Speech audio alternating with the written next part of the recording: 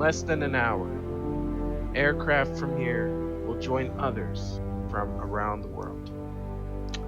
And you may very well be launching the largest aerial battle in this history of mankind. Mankind. That word should have new meaning for all of us today. We cannot be consumed by our petty differences anymore. Not by skin, not by hair, not by weight, not by gender.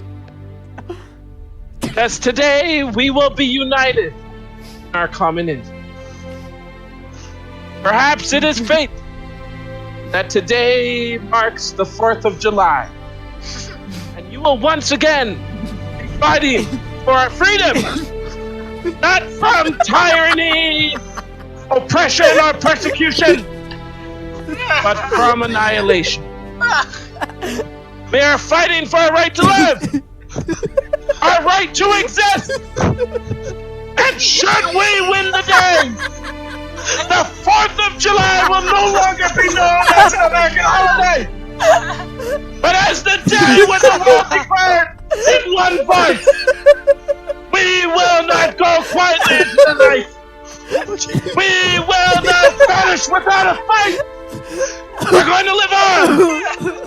We're going to survive. Because today, we celebrate our Independence Day.